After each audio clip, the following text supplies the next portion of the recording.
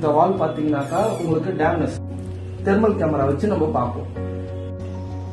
இப்போ நம்ம பார்க்கும்போது உங்களுக்கு தெரியுதுங்களா, ப்ளூ கலர்ல இருக்கிறது எல்லாமே பாத்தீங்கன்னாக்கா நம்மளுக்கு வெட்னஸா இருக்கு.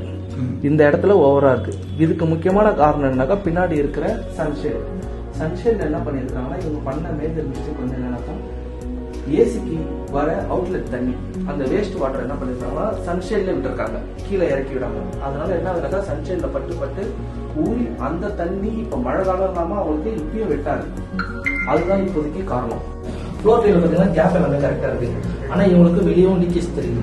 இப்ப அந்த லீக்கேஜ் வந்து எப்படி கண்டுபிடிக்க போறோம்னா நம்ம வந்து மாய்ஸ்சர் மீட்டரை வச்சு பார்க்க போறோம்.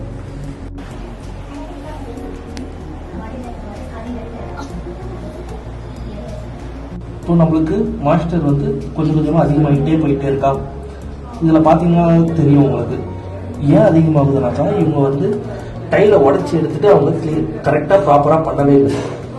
டைலை உடச்சி எடுத்துட்டு அவங்க வெறும் பிளாஸ்டிக் பண்ணவே பண்ணி வச்சிருக்காங்க. ஸோ என்ன ஆகுதுனாக்கா நம்ம யூஸ் பண்ற தண்ணி ஸ்ட்ரெயிட்டா அந்த வால்ல போய் பட்டு அதுல ஊற ஆரம்பிக்குது. டைலா இருந்தா நமக்கு ஊற ஆரம்பிக்காது. டைல்ல பண்ணும்போது நம்மளுக்கு இருக்கிறதுக்கும் இதுல இருக்கிறதுக்கும் நம்மளுக்கு நிறைய வித்தியாசம் இருக்கு. ஸோ இதை வந்து என்ன பண்ணணும்னா ஃபுல்லா உடச்சி எடுத்துட்டு நம்ம திரும்ப டைல் தான் ஃபிக்ஸ் பண்ணி அவங்களை தவிர்த்துட்டு மறுபடியும் இதே மாதிரி பிளாஸ்டிக் ஒர்க்லாம் பண்ணக்கூடாது. இப்போ வந்து ரைசிங் டேமேஜ் பார்க்க போறோம். ஒரு டாய்லெட்ல டாய்லெட் கிரவுட்டிங் பண்ணாம விட்டாக்கா என்னென்னலாம் நடக்கும்ன்றத நம்ம இப்போ பார்க்க போறோம். டைல் கேப் இருக்கு. இப்போ எங்கெங்கெல்லாம் டைல் கேப் இருக்குன்னு பாத்துருங்க. அந்த இடத்துலலாம் நம்மளுக்கு மிஷின் வச்சு செக் பண்ணும்போது அதோட ப்ராசஸ் என்னன்றதையும் நம்ம செக் பண்ணிக்கலாம். இந்த இடத்துல பேக்கிங்கே பண்ணாம இருக்காங்க. தண்ணி அப்படியே அப்சர்வ் ஆகுது.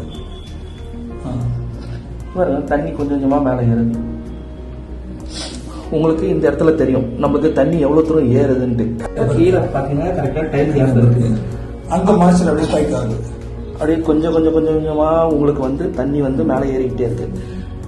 இப்ப பாத்தீங்கன்னா திரும்ப பாத்தீங்கன்னா இந்த கேப் கீழே இருக்க போய் அந்த கேப் இல்ல, அதனால வரல.